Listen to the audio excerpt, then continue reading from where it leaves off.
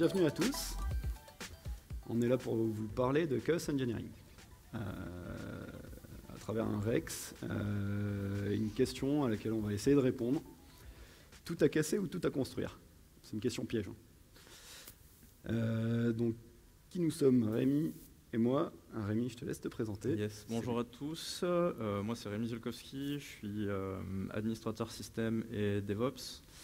J'ai un background en sécurité. Je suis mainteneur de l'outil Litmus. Et du coup, je fais du chaos aujourd'hui chez Pôle emploi. Au revoir. De mon côté, je suis DevOps, en partie Ops produit pour certaines missions et ingénieur du chaos depuis le début de l'année sur le périmètre de Chaos Engineering. On va aborder les points suivants, on va faire un petit retour sur les bases, le contexte qui nous a amené à travailler à Pôle emploi, l'existant, le point de départ et globalement la méthode qu'on a suivie au début et comment elle a évolué à travers le temps, à travers les exercices. On en a sélectionné 4 petits à vous présenter. La démo live. La démo live, c'est ça. C'est challenge. Et un petit point sur la roadmap et les feedbacks, les points d'amélioration auxquels on a pu penser à la suite de notre expérience. Retour sur les bases. Le Chaos Engineering par une petite phrase du CTO d'Amazon: les pannes sont une donnée et tout système finit un jour ou l'autre par tomber en panne. Ça, c'est un truc dont on est sûr, si on attend un certain nombre de temps, tout système finira par tomber en panne. Une évidence. Quelques études aussi, dont une en 2012, qui traite des causes et des conséquences des erreurs qui ont entraîné des indisponibilités, avec au niveau des causes, au numéro 1, les problèmes réseau. C'est toujours le réseau. Hein, toujours les problèmes de pic d'usage, les erreurs humaines, les dysfonctionnements logiciels, ça arrive aussi, même si on code bien. Les problèmes de panne d'infrastructure et les fournisseurs éventuellement qui peuvent être mis en cause quand on a envie de les pointer du doigt. Tout ça pour dire que 96% des entreprises révèlent qu'au moins la moitié aurait pu être évitée par du Chaos Engineering. Alors si on fait un petit retour sur la définition, une définition Wikipédia, attention, le Chaos Engineering, c'est quoi? C'est la discipline de l'expérimentation sur un système distribué afin de construire la confiance dans ses capacités à résister aux turbulences en production. Petit indice, ça répond au titre de la conf. Donc notre contexte, connaissant cette définition, on est arrivé dans la DSI de Pôle emploi. Un DSI de Pôle emploi, c'est quoi? C'est 2 data centers, quelques milliers d'agents qui bossent sur des infras de tout type, beaucoup de legacy et 2 nouvelles plateformes sur lesquelles on se concentre sur Kubernetes et Cloud Foundry pour construire notre démarche. À destination de 2 clients principaux, les demandeurs d'emploi en premier lieu et les agents qui bossent en agence, et aussi les entreprises. Nos objectifs sont multiples, ça va être de challenger les systèmes en conditions réelles, mesurer la marge de fonctionnement du service, pas forcément jusqu'à la rupture à chaque fois, rassurer sur la bonne intégration de ceux-ci, vérifier qu'on a une bonne chaîne de supervision fonctionnelle et technique, et éventuellement améliorer la capacité des équipes à les utiliser, ces chaînes de remontée d'infos, d'alertes, etc. Entraîner les équipes à intervenir en conditions de réels incidents, comme s'ils étaient en conditions réelles. Pour ajouter juste en réelles conditions, on parle d'environnement de production. On n'est pas sur de la pré-production, sur du développement. Donc conditions réelles, on est en prod. Super important. Tout ce qu'on présente, c'est en prod. C'est ça, le chaos, ça a de l'intérêt quand il est sur le système final. Sur le système final, donc la production. Même système qu'on ne s'attendait pas à voir planter, mais qui plante quand même. Et enfin, capitaliser sur les bonnes pratiques et les diffuser dans toute la DSI. Tout ça pourquoi? Pour vérifier et améliorer la résilience et la réactivité du système d'information. Donc nous, on arrive sur un existant. Quand on est arrivé à Pôle emploi, il y avait déjà eu un contexte, notamment par un Chaos Day, un premier exercice que certaines équipes ont subi ou au moins participer à une petite partie de la population dans la confidence et la grande majorité qui est là pour essayer de pallier aux problèmes qu'on injecte. Et si vous voulez voir une conférence qui avait déjà été faite sur ce sujet, il y a le Devoxx France qui présente les Days of Chaos. Et donc nous, on s'intègre dans une équipe de maintenant un peu plus de 5 personnes. Et on s'appuie sur une première partie de méthode qu'on va suivre étape par étape avec les équipes. Mais avant ça, on va prioriser et rendre éligibles les équipes à suivre notre méthode de chaos. Parce que c'est super important. On est sur la prod, effectivement, et du coup, on va sélectionner des équipes et des systèmes. Si on revient sur la définition, c'est système distribué. On ne va pas aller faire tomber une base de données qui n'est pas répliquée. Ça n'a pas de sens. On sait qu'elle va tomber. Et il faut aussi penser à tout ce qui va être le monitoring, l'observabilité, puisque si on fait du chaos sans observabilité, c'est juste du chaos, pas du chaos engineering, quoi. Ça vient juste après. D'abord, on fait l'atelier de fonctionnement du service. Donc, chaque bulle, c'est des ateliers qui durent entre 1 heure et 2 heures avec les équipes. On va définir les objectifs attendus, puis on va se concentrer sur les tests qu'on va réaliser le jour J. Et là, on prépare l'observabilité sur un atelier de 1 heure ou 2 avec l'équipe pour être sûr d'avoir tous les outils en main pour réunir toutes les compétences pour résoudre le problème le plus rapidement possible s'il y en a. L'objectif, c'est pas de générer de l'indispo. Le lancement de l'exercice de chaos avec les niveaux 3 qu'on inclut dans la confidence pour être, encore une fois, en mesure de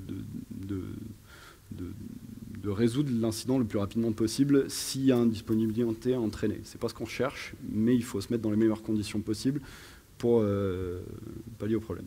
Puis un rapide plan d'action et capitalisation qu'on fait à la suite de l'exercice et on analyse la valeur qu'on a amenée dans le déroulement de l'exercice. Alors juste peut-être pour ajouter un petit peu plus de précision sur la définition des tests, ce qu'on appelle des tests, c'est des expériences de chaos. Donc ça va être l'injection de fautes ou d'erreurs dans un système. Et il y a plusieurs types de tests qui existent, que ce soit réseau, DNS, ressources, etc. Donc voilà, la définition des tests, les tests, on parle de tests de chaos et donc d'injection de fautes. Ouais. Tu teases. On va en parler après. Les exercices, on va se focus sur plusieurs exos, des exercices sur le legacy, on vous en parlera pas forcément aujourd'hui. C'est plutôt des pratiques manuelles sur des exercices qui, en déroulant toute cette méthode-là, nous prennent beaucoup de temps à définir. Et donc on va se concentrer sur une première expérimentation sur un système de GED avec du Solaire, du Zookeeper installé sur Kubernetes. Un deuxième exercice sur l'automatisation, c'est ce que va vous montrer Rémi. Puis l'étape 3, c'est l'étape qu'on va attendre ensuite, c'est l'industrialisation, comment on va aller passer à l'échelle ensuite. Donc l'exercice 1, les 3 Zookeepers qui étaient le socle des 30 solaires qui formaient notre contexte de GED. L'objectif de l'exercice, c'était de couper progressivement des solaires et puis des Zookeepers, d'abord 1, puis 2. On s'attendait à ce que on coupe un solaire, pas d'indispo, il relance. On coupe un solaire leader, à la limite on a un peu de temps de latence, il se relance. Il relie un leader, etc. Là où on a le plus de valeur ajoutée dans cet exercice de chaos, c'est là où on se concentre sur les petits carrés rouges. C'est un exercice dans l'exercice qu'on essaye de réaliser à chaque fois, de se créer la timeline prédictive de ce qui va arriver.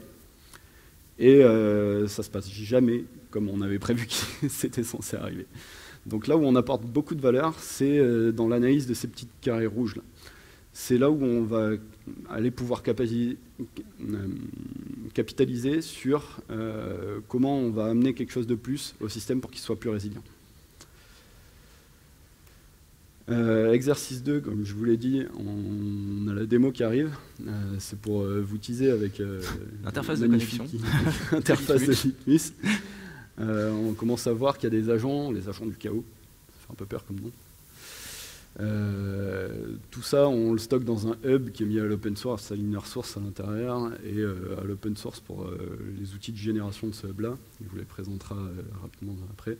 Et l'envoi d'une première expérimentation sur cette petite appli de test que vous verrez tout à l'heure, qui s'appelle PodTetoHead. Bon, il a changé de chapeau depuis, il n'a plus le même chapeau. Voilà, c'est un pirate. Et enfin, l'exercice 3, qui est la réelle valorisation de l'installation de Litmus. Et un premier pas vers l'automatisation, c'est qu'on l'a testé sur un cas réel, qui est Volt installé sur Kubernetes chez nous, qui est la plateforme de centralisation des mots de passe, sur laquelle on a passé 2 expérimentations. Et où on a validé que la plateforme, à la fois l'infra Kubernetes et l'outil installé dessus, est résiliente parce qu'on a validé qu'en coupant un pod, le service était rendu quand même. Ça nous a aussi permis d'améliorer d'autres exercices qu'on peut faire passer par la suite. Et plus on enrichit ce catalogue, plus on construit une backlog d'exercices possibles. Ouais. Si tu veux en parler rapidement, du catalogue. Yes. Bah, du coup, en fait, avec l'industrialisation de l'écriture de ces exercices, il faut un moyen de mettre à disposition ces exercices de chaos auprès des équipes. Et on fait ça à travers ce qu'on appelle des hubs, donc c'est des catalogues d'exercices qu'on met à disposition sur la plateforme. Et on va pouvoir aller sélectionner ces exercices pour les exécuter et donc venir injecter de la faute sur une application précise. C'est des exercices qui sont préconfigurés en fait, sur des composants spécifiques. Donc au niveau des exercices, on a vu sur la gauche, il y a plusieurs types, j'en ai un petit peu parlé tout à l'heure. On a des tests autour du disque, il y a aussi des tests côté composants Kubernetes, c'est-à-dire qu'on peut aussi tester des nodes, drainer des nodes, etc.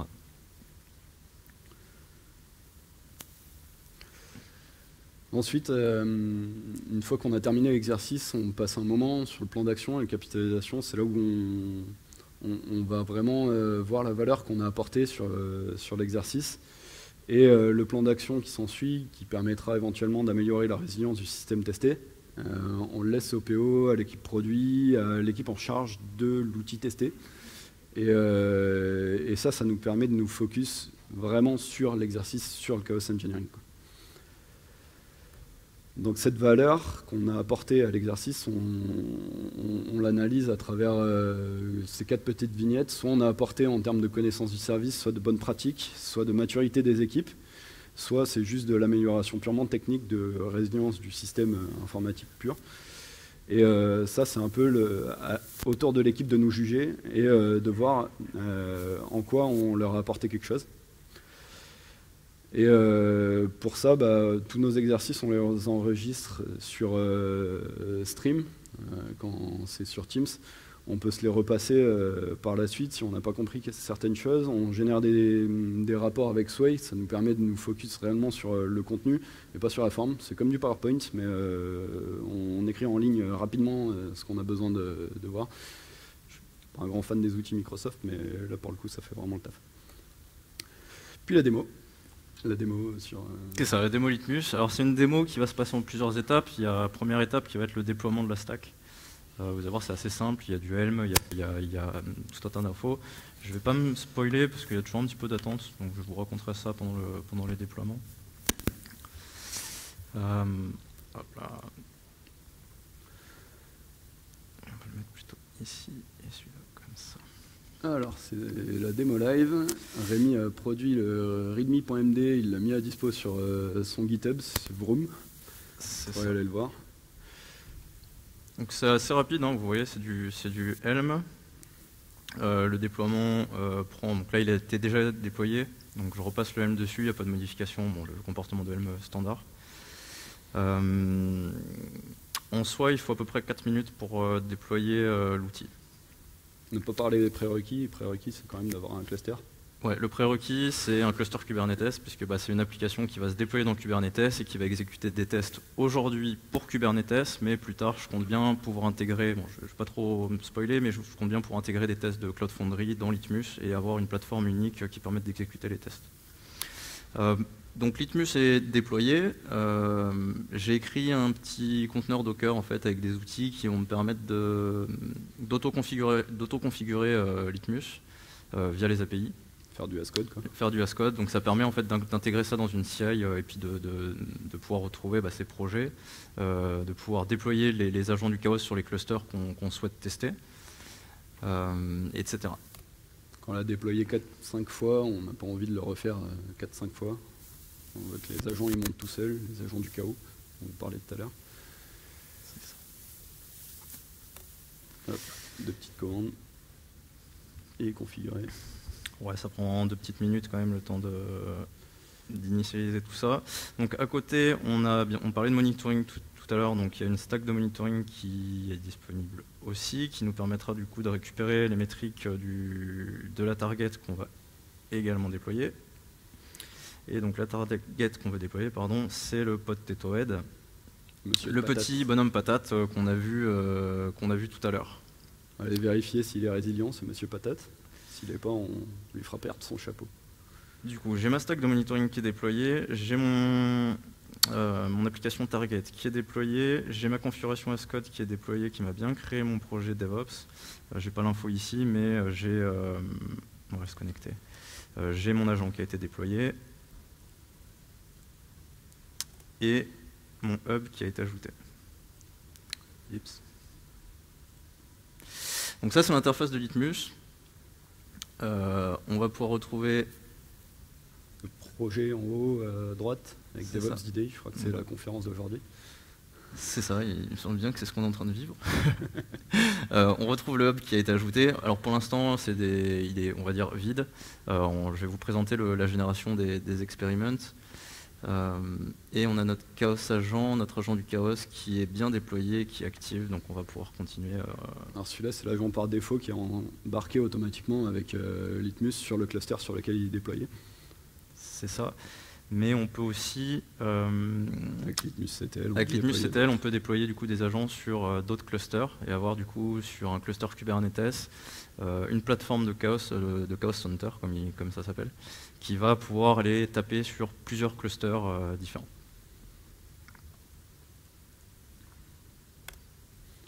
Sur l'observabilité. C'était quoi déjà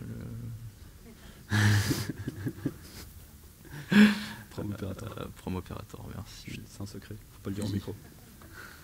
Vous n'avez rien entendu, monsieur dame. Ouais, je vais récupérer mon dashboard. Comme toute ressource workload, on va passer sur le Potato Head. On a quelques stats de CPU, on a un petit peu de stats de mémoire, on voit que ça tourne pas très haut, on est à 2 mégas, on est à 0,000 de CPU. Et on va quand même ouvrir notre Potato Head parce qu'on ne l'a pas ouvert. Alors, je suis désolé pour mes changements de fenêtre un petit peu rapides, on m'a déjà fait remarquer que les épileptiques pouvaient avoir un petit peu de mal. Je fais ce que je peux.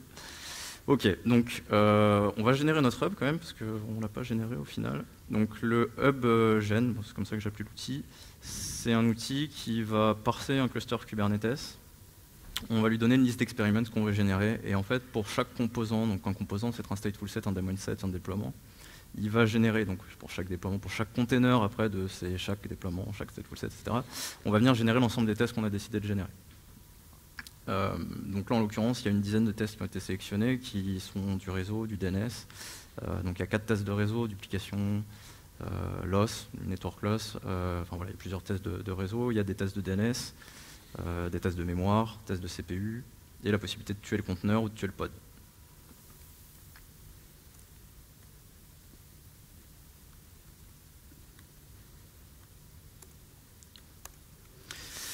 Dans l'idée, pour avoir une idée de chiffres, ça permet de générer en à peu près 20 minutes 70 000 tests sur plusieurs clusters. Quelque chose qui nous prenait en 20 minutes pour générer une expérimentation. Des tests pour un composant. Un composant. Voilà. Donc au niveau de l'industrialisation, c'est pas trop mal. On va supprimer ce qui a été fait quand même. On va le relancer. Si tu peux mettre le Potato Head à côté, expliquer bras, c'est bon, etc. Ouais, on peut faire ça maintenant que ça se génère. Donc PotatoHead, c'est l'application qu'on a déployée, c'est une application en microservices où chacun des composants de ce petit bonhomme, donc la tête, le corps, les bras, etc., correspondent à un microservice. Et là, l'idée, c'est qu'on va aller targeter le chapeau. Donc c'est une application qui n'est pas résiliente. Le but de cette démo, c'est pas de vous présenter la non-résilience de ce bonhomme, mais c'est de vous présenter, de vous démontrer la simplicité de déploiement et d'exécution de tests de chaos au final. Si on avait chaque microservice qui était répliqué, on en pèterait un, on ne verrait pas le chapeau disparaître. C'est ce qu'on cherche à montrer là dans la démo. Donc là, c'est un petit peu, il faut aller récupérer du coup ce qu'on vient de générer, et on va aller le pousser dans le repo du HubGen sur lequel Litmus est plugué. C'est ça. C'était bon. C'est pas très joli à voir, je suis désolé. Pendant ce temps, une petite courte pause publicité sur le PotatoHead. Il y avait du distroless à la base dessus. Et impossible de rentrer dans le conteneur pour exécuter un shell. Alors distroless, c'est génial. Ça permet de réduire la surface d'attaque sur les pods. Par contre, pour aller lancer des expérimentations de chaos dessus, c'est un peu plus compliqué. Surtout quand il s'agit de tuer des process ou d'aller générer des process à l'intérieur qui vont permettre de faire exploser la mémoire. Donc là, on a dû customiser un petit peu le chapeau pour qu'il n'y ait plus du distroless dedans. Mais, ça c'est bête. Comment? Ça c'est bête. Un petit effet démo, j'ai pas internet. Donc pour pousser mon web sur Git, ça va être compliqué. Je vais pas sur le bon Git là. Hein? T'es pas sur le bon Git là. T'es pas sur le bon. C'est pas le suivant. Et qu'est-ce que ça fait là, ça, du coup? C'est celui qu'on a dit tout à l'heure. Du coup, je l'ai passé au bon endroit, ok. Ok, my bad, sorry.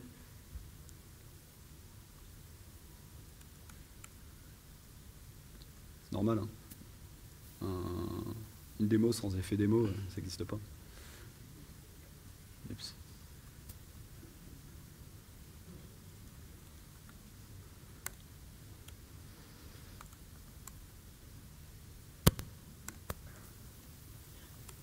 C'est mieux, effectivement.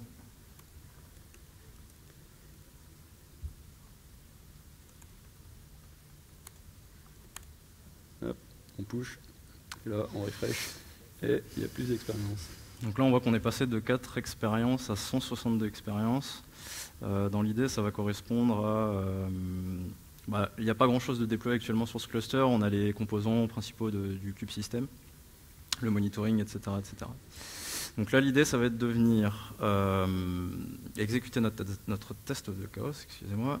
On va venir sélectionner le test depuis notre hub. On va venir ajouter un container kill et on va venir ajouter un memory hook.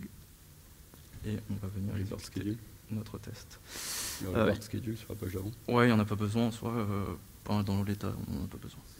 Alors là, on a un système de points, c'est un score de résilience, c'est-à-dire que par rapport aux tests que vous avez effectués, il y a des tests qui sont peut-être plus importants que d'autres, ou selon si vous tapez du back ou du front, qui ont plus d'importance que d'autres. Là, par exemple, sur du container kill, on sait que le Kubernetes a des réflexes, enfin Docker, etc. Le conteneur va être redémarré. Par contre, sur du memory hook, on a peut-être un petit peu moins de visibilité, donc peut-être qu'il y a une différence de points. J'ai pas assez de recul aujourd'hui pour vous dire vraiment, vous indiquer des... Puis c'est adapté au cas par cas en fonction des produits que vous allez tester chez vos clients. C'est ça. Mais du coup, ce score de résilience va permettre à terme d'avoir des statistiques et de l'observabilité sur les tests de chaos, l'amélioration de la résilience de vos applications et de vos infras.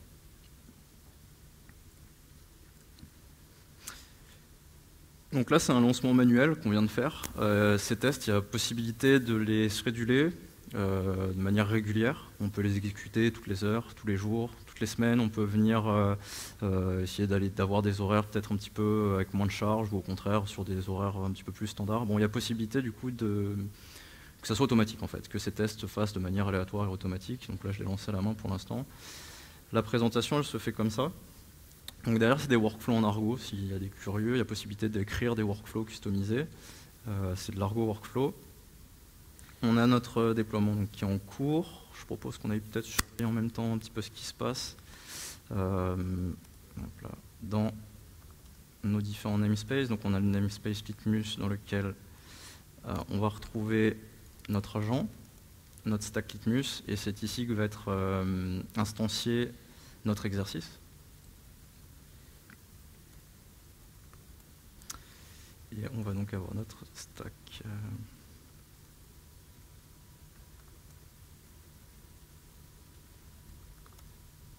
C'est plus facile avec l'autocomplétion. Ouais. Pardon, kubectl là. On voit le workflow qui se lance de l'autre côté là-dessus. Donc en haut, on voit qu'il y a le workflow qui vient d'être schedulé, qui vient d'être instancié, pardon. On a le container kill qui a été créé. Et du coup, si on regarde ce qui se passe ici,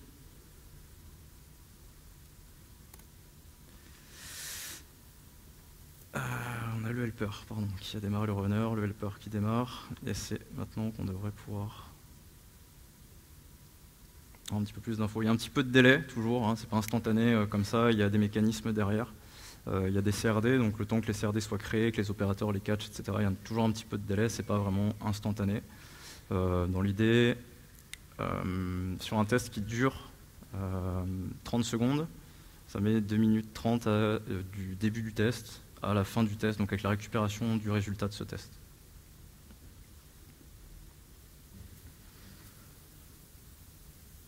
Limite, on peut peut-être enchaîner ou montrer.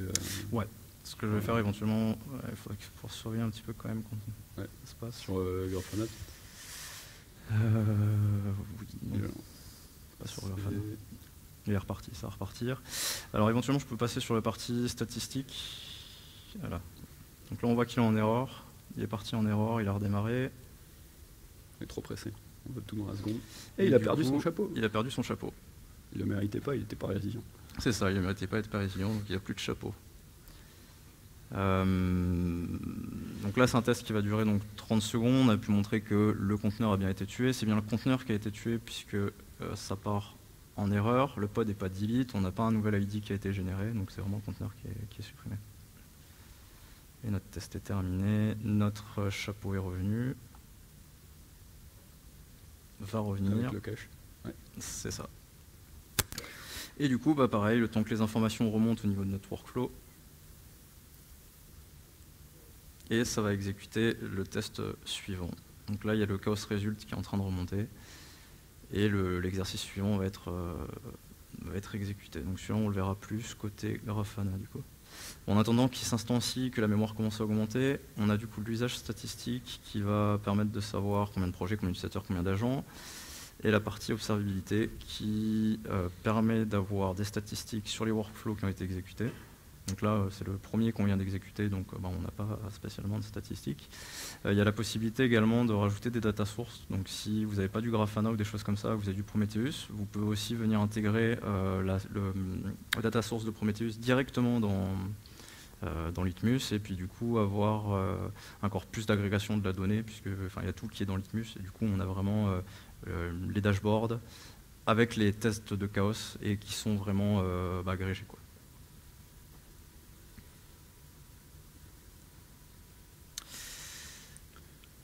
Je vais regarder, on voit qu'il y a une petite pique là déjà. Donc il est en cours, il était à 2 mégas et quelques. Là je lui ai demandé de monter à 90%.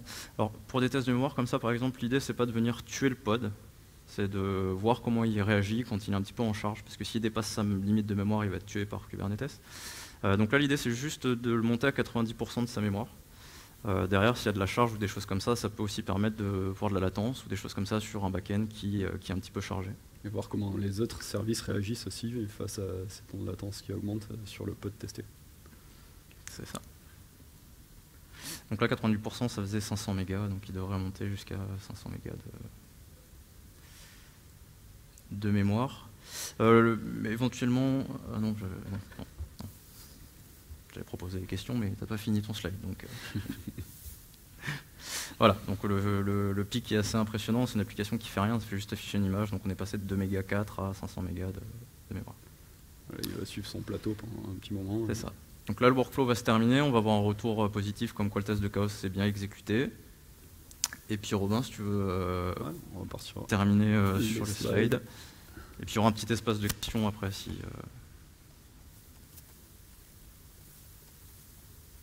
Hop. Magnifique démo, presque sans effet démo.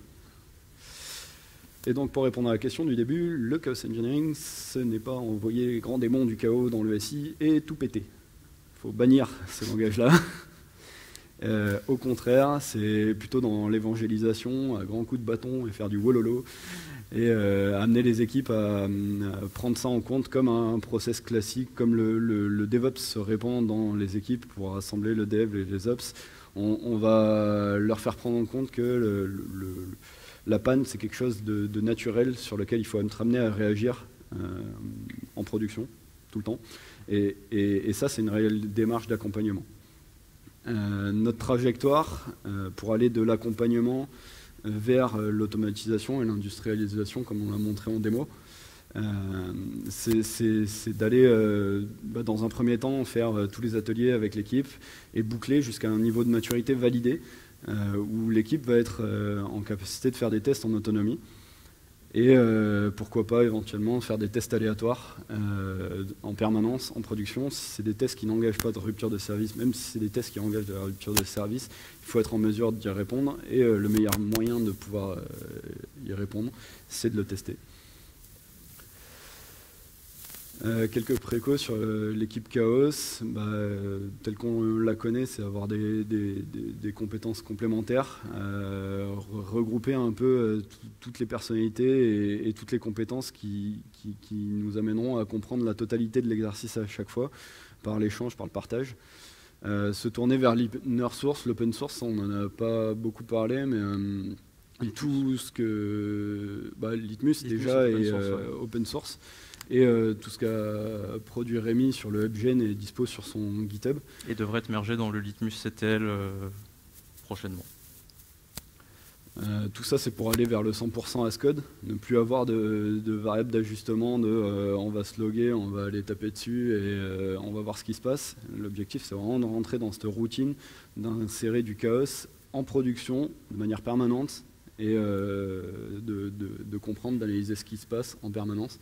Et il n'y a que comme ça qu'on fera grandir la culture. Donc, par l'automatisation, on peut arriver à beaucoup de choses, mais il faut aussi qu'on fasse des boucles d'amélioration continue de temps en temps, pour pas, un peu à la méthode Google, si on passe plus de 60% de notre temps sur la même tâche, c'est qu'il faut faire un pas de retrait et automatiser ce qu'on est en train de faire et faire ces cycles d'amélioration continue de manière permanente. Quelques axes d'amélioration maintenant, c'est d'aller pousser le chaos. Pourquoi? Pour le SRE et aller questionner les équipes sur leur SLO, leur SLA, leurs indicateurs, aller les challenger là-dessus et se concentrer réellement sur la valeur qu'on leur amène par nos exercices de chaos. Et il n'y a que comme ça, en prouvant que ça marche avec 1, 2, 3, 4, 5 équipes, qu'on va pouvoir diffuser la démarche et on n'aura plus besoin de nos grands bâtons de wololo. Et là, on aura réellement une culture du chaos qui sera présente dans l'entreprise et acceptée de manière naturelle. C'est tout pour cette présentation. Si vous avez des questions, n'hésitez pas à les poser maintenant, tout de suite, ou à nous chatter après, plus tard, sur GitHub, sur... On va rester un petit peu, ouais, faut pas hésiter. Vous pouvez passer nous voir si vous avez des questions à poser. Et après, le Slack Litmus Kubernetes sur lequel la communauté Litmus et Chaos Native pourra répondre. Merci beaucoup de votre attention.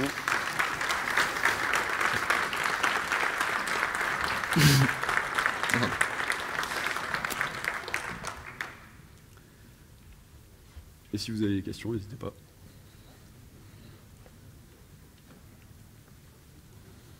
Ouais.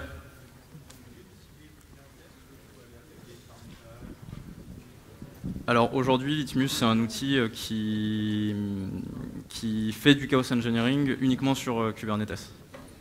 Après, on réfléchit à l'intégration dans un premier temps pour Chaos Toolkit, qui est un outil qui cible Cloud Foundry. Et pour aller mener des expériments dessus, il y a une lib Dans l'idée, j'ai commencé l'écriture d'une librairie qui devrait permettre l'intégration de Chaos Toolkit en tant qu'experiment dans l'écosystème de Litmus, et donc qui va permettre à terme d'attaquer du Cloud Foundry via Chaos Toolkit, via Litmus. Merci. Est-ce qu'il y a d'autres questions? Au fond, il y a une main qui se lève. Ouais. Merci pour la présentation. J'ai une petite question, enfin 2 questions. Est-ce que les outils qu'on a vus, j'ai pas bien compris, est-ce qu'ils sont accessibles? Est-ce qu'on peut travailler avec, enfin, je sais jouer avec et voire même les utiliser? Alors, voilà. Et la deuxième question, c'est comment le but, c'est pas de casser la production, mais c'est quand même de faire des choses en production. Comment est-ce qu'on vend ça, entre guillemets, au management et aux responsables de production? Alors, pour la première question, c'est des outils qui sont entièrement open source. Tout ce qui est fait aujourd'hui, donc avec Pôle emploi, Clanic, et les choix qui ont été pris de l'open source, il y a des besoins qui sont internes. L'idée, c'est aussi de pouvoir faire partager les avancées qu'on met dans un outil et leur permettre, de faire bénéficier la communauté de tout ça. Donc tous les outils que vous avez vus, et cette démo en particulier, vous pouvez la reproduire. Donc c'est GitHub/vroom et après deploy Litmus. VR2O, 2M. C'est de l'open source, vous pouvez reproduire exactement la même démo. Pour la deuxième question... Pour la deuxième partie de la question, c'est comment on embarque les équipes. Je te laisse te mettre sur ton GitHub à la limite. Ouais. Comment on embarque les équipes et comment on le vend surtout au management. C'est facile, si on le produit, on va être en mesure de le réparer rapidement parce qu'on va se mettre dans les conditions idéales pour le réparer s'il y a une rupture de service. C'est pas ce qu'on cherche à chaque fois. L'objectif, c'est de valider la résilience des infras et du système, incluant les gens qui sont capables de le réparer. Et donc, par la diffusion de la culture, par le pairing, etc., on va être en mesure d'être de plus en plus en mesure de réparer. Après, il y a un truc qui marche bien en général, c'est si ça arrive la nuit, quand on n'est pas là, le service va rester down toute la nuit. Vaut mieux qu'il se passe quand on soit là, dans un premier temps. Donc qu'on suive cette méthode pas à pas pour aller vers des tests en autonomie par les équipes et ensuite qu'on aille vers le test aléatoire. C'est vraiment pour ça qu'on a focus le Rex sur une partie vraiment accompagnement et l'autre partie qui est plutôt démo technique et où on vous embarque un peu dans le sujet. Je ne sais pas si ça répond à la question. Ouais.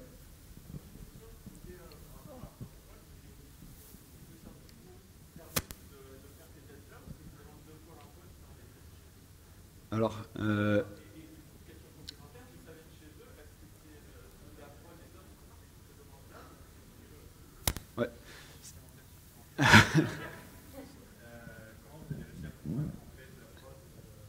Ok. Alors, on va répondre direct parce que c'est la prod qui nous a demandé d'être là. C'est une démarche qui est menée par la direction des opérations, qui est plutôt la prod. Et c'est de là que le besoin part pour aller challenger et valider la résilience du système en production. Je sais pas, j'ai dû oublier une des 3 questions dans le lot. Et donc c'est plutôt une demande de la prod où on va vers les équipes DevOps, les équipes produits, pour aller les challenger dessus sans forcément leur ajouter de la CAF, enfin de leur enlever de la CAF en plus, quoi. Le but, c'est de s'automatiser et de s'outiller justement pour que ce ne soit pas un coup pour eux et pour qu'on ait un apport réel. Pardon.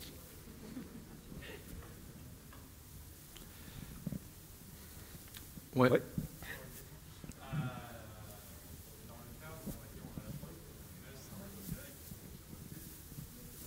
Je le propose même plus. Alors, pour les constructions des tests et des exercices, c'est une bonne question parce que il y a la construction de l'exercice en lui-même et il y a l'application de l'exercice pour la validation sur le système. L'application de l'exercice, on le cible sur la prod. Par contre, quand on a un exercice qui nous est demandé, qui n'est pas forcément dans le catalogue, ou qu'on doit le bûcher un peu pour pouvoir l'appliquer, Là, on s'autorise à le faire sur une plateforme de pré-prod pour voir comment se déroulent nos exercices, mais on ne focus pas forcément sur le résultat de l'exercice sur le système ciblé. Parce qu'on n'a pas forcément l'observabilité, etc. On essaye aussi de... Alors, si c'est possible, d'intégrer le chaos engineering au plus tôt dans les démarches de développement. C'est-à-dire que la cible, c'est la prod. S'il y a une application qui est en cours de développement, qui n'est pas encore en production, si on a la possibilité de valider sa résilience avant la mise en production, c'est quelque chose qui peut être fait aussi. Pour des applications qui sont déjà en prod, on va plus taper la prod. Pour une application qui est en cours de développement, on peut intégrer le chaos engineering ou plutôt dans la chaîne de développement en soi. Et souvent, on a un cas idéal là-dedans, c'est l'appli est en prod, sur les infra de prod. On a la chaîne d'observabilité, on a les alertings qui remontent bien. Par contre, on n'a pas encore l'ouverture des services. Et du coup, il n'y a pas d'impact utilisateur. Du coup, là, c'est Noël, on peut se permettre ce qu'on veut, quoi.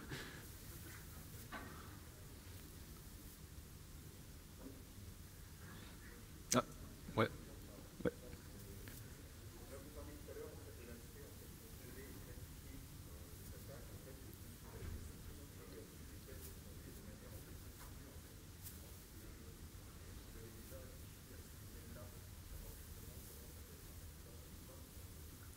Alors, pour s'intégrer dans ce modèle-là, justement, c'est l'étape SRE. Donc il faut déjà avoir un indicateur, voir où on se situe par rapport à l'objectif, et on va intervenir que si on a de la marge. La marge de fonctionnement, on va l'atteindre, il va éventuellement avoir rupture de service, on se l'autorise, on le budgétise, et on le valorise à la fin par notre capacité à y réagir mieux dans des cas pires.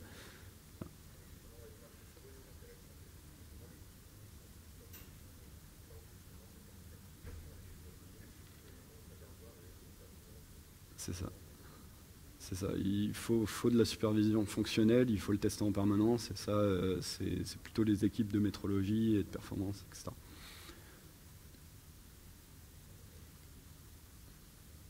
Si vous avez d'autres questions, sinon, n'hésitez pas. Merci à vous de votre présence. Merci encore.